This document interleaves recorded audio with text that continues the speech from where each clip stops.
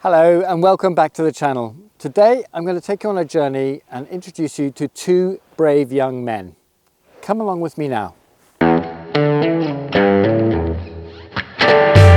Hello, I'm Hax. I'm a filmmaker and a storyteller.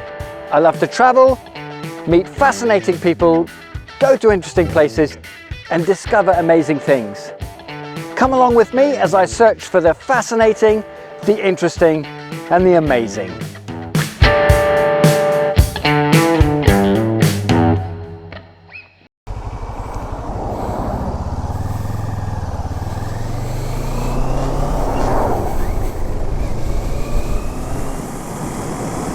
Okay, so we are heading towards Romney Marsh today.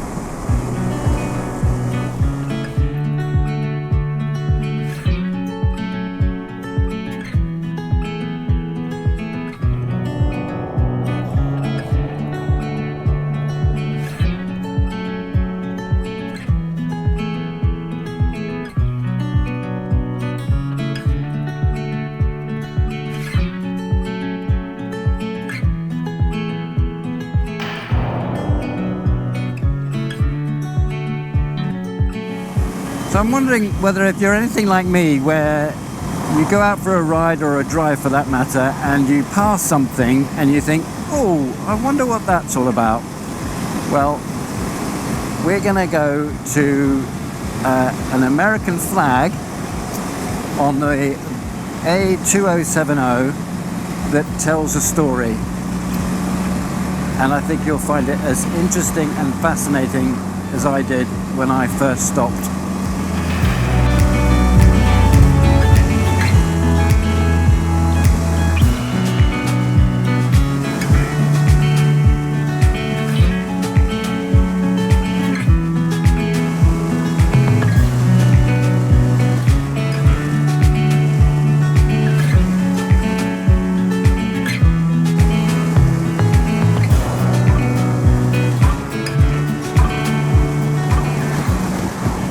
Junction is here.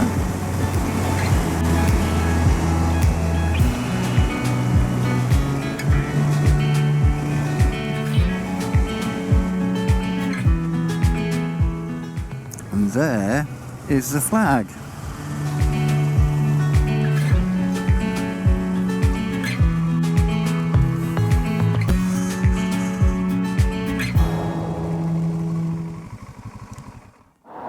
So as you can see, I'm by the busy junction of the B2067 off the A2070. You could be forgiven for driving straight past this junction where the flag is hidden in the trees. The flag is at the centre of a piece of land right by the junction. It's set aside by the village of Hamstreet to celebrate the life of this extraordinary brave young man. So this is a memorial to Lieutenant William H. Johnson, a very, very brave American pilot who died in this area on the 13th of April 1944. That makes it almost 77 years to the day of my visit here.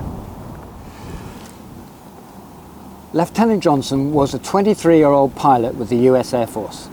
He was the captain of a B17 bomber. Once the 2070 bypass was built, Hamstreet was able to donate the land for the memorial to Lieutenant Johnson. Here is an account of what actually happened that day. Flight Lieutenant Johnson and his crew, together with their B-17 called Spare Part, were based out of Station 125 near Bury St Edmunds in Suffolk. They were part of the 117th Forward Bomber Squadron.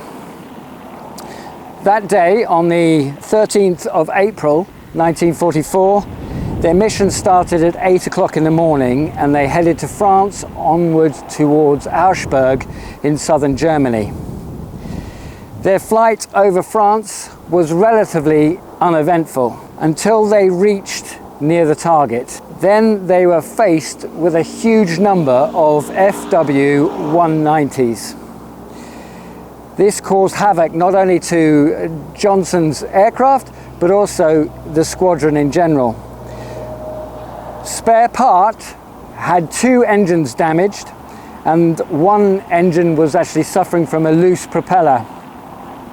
So they decided to drop their bombs early and turn and head back to the UK.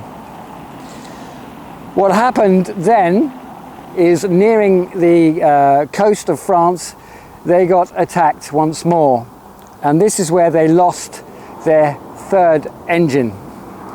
Now normally a B-17 can fly with two engines damaged, but by that time they were at 8,000 feet and they were losing altitude. And they reached the English coast just east of Hythe, where they turned to come down along the ridge here by Lymm. It was at that point that Lieutenant Johnson gave the order to abandon aircraft, and all of his crew, two of them were quite severely wounded, were able to jump clear. They jumped clear, hoping and naturally thinking that he would follow. But by the time he came along past Port Lymm, he was getting near to the village of Hamstreet. Now, of course, it's pure speculation as to what was actually going through Lieutenant Johnson's mind in those final moments. He may well have been too low to parachute himself out at that stage, but there's no doubt that staying with his aircraft and crashing it into the fields here nearby saved lives in Hamstreet that day. Sadly, that brave action cost him his life, because when the B-52 bomber finally hit the ground, he was killed.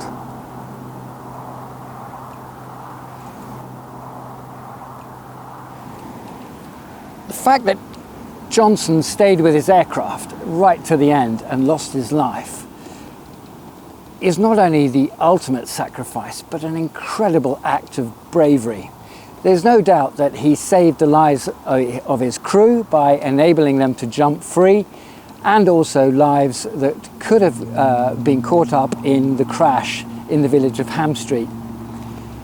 Technical Sergeant Frank Hazard later wrote, and I'm going to read this: "By the time I thought everyone outside the pilot and myself had left the ship, I looked towards his seat," and he's talking about Johnson here, "and saw him getting up and preparing to jump. Later on, I found out that he had never gotten out of the plane, but had been killed when it crashed about half a mile from where I jumped." So they didn't even know that he was going to stay with the aircraft at that point. The memorial and the well-attended garden is a testament to Lieutenant Johnson's bravery. And I've driven past here many times now and have never not seen a flag flying. So, if you happen to be driving down the 2070 here in Kent and you see this flag, take some time and stop and learn about a very brave 23-year-old young man and his crew. So I'm going to go and visit another memorial on Romney Marsh of another brave young man. Come along with me.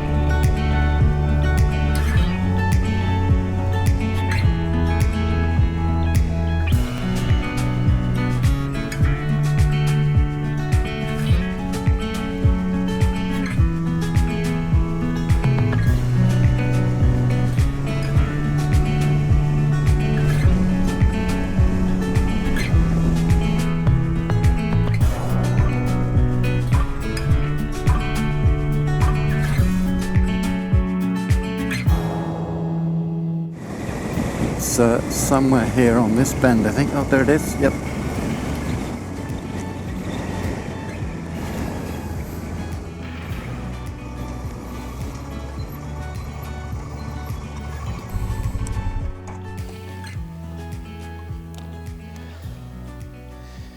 Like the American flag, I guess, you could be guilty of driving past this very easily or mistaking it for a grave. And this memorial is to Arthur William Clarke. He was a pilot officer with the RAF and he died near here on the 11th of September in 1940.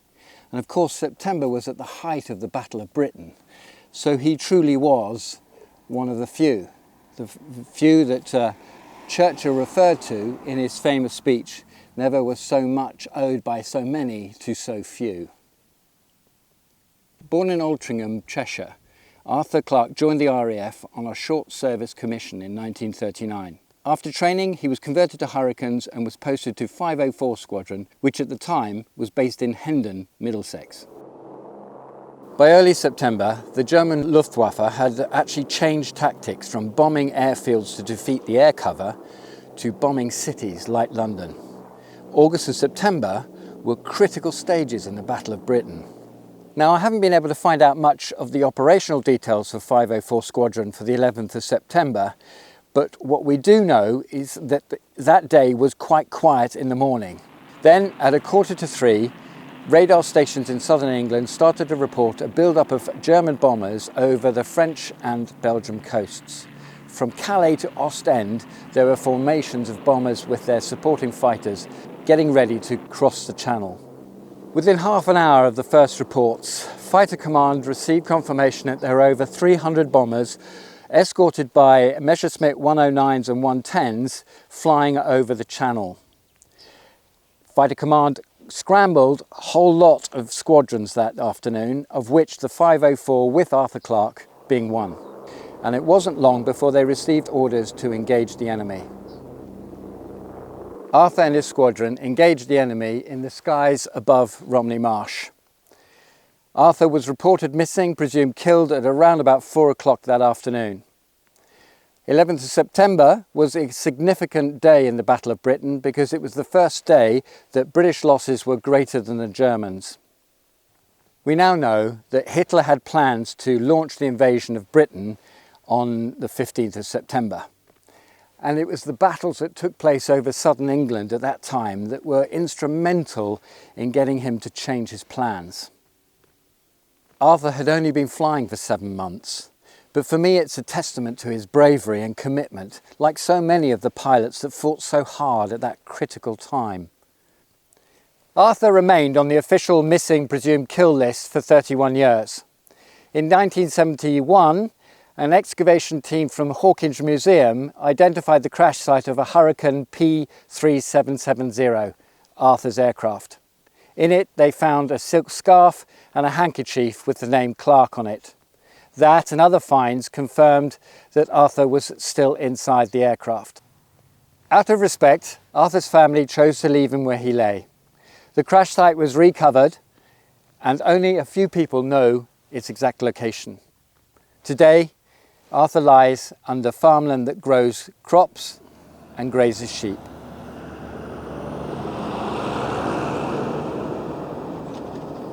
As you can see, Arthur's memorial is quite well attended. There's flowers and a wreath, and there's even poppies with wooden crosses for Remembrance Sunday. You can find the memorial just outside the village of Newchurch on Romney Marsh. There's always flowers here, there's a wreath. Quite often there's little notes that tells Arthur's story to any passerby. One time, apparently, on an anniversary, someone left a poem. And I would like to read that poem because I think it's rather poignant for both young men. Think of me as you pass by, reflect on why I had to die. So many young lives, such senseless wars. We surrendered our future so you could have yours.